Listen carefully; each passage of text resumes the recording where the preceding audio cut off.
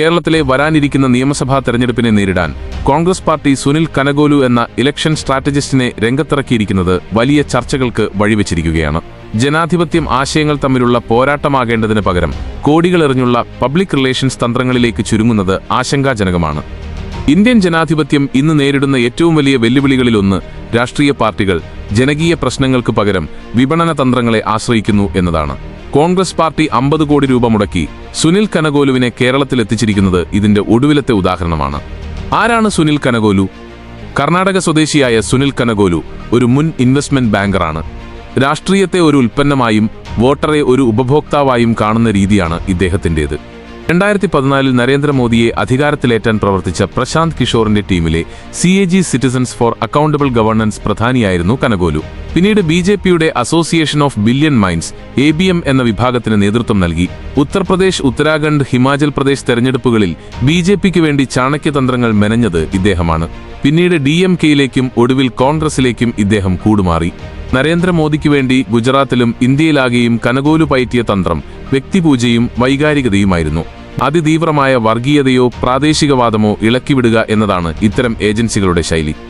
കേരളത്തിൽ ഇടതുപക്ഷ സർക്കാർ നടപ്പിലാക്കുന്ന ജനക്ഷേമ പദ്ധതികളെയും വികസന മുന്നേറ്റങ്ങളെയും നേരിടാൻ കോൺഗ്രസിന് രാഷ്ട്രീയമായ കരുത്തില്ല.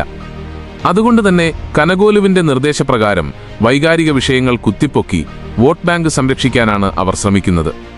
കേരളത്തിൽ അടുത്ത കാലത്തുണ്ടായ ചില രാഷ്ട്രീയ നീക്കങ്ങൾ കനഗോലു ശൈലിയുടെ ഭാഗമാണെന്ന് സംശയിക്കേണ്ടിയിരിക്കുന്നു. 1. വൈകാരികത ഇളക്കിവിടൽ. ജനകീയ പ്രശ്നങ്ങൾ ചർച്ചയാകുന്നതിനു പകരം വിശ്വാസത്തെയും ആചാരങ്ങളെയും രാഷ്ട്രീയ ആയുധമാക്കാൻ കോൺഗ്രസ് ശ്രമിക്കുന്നു.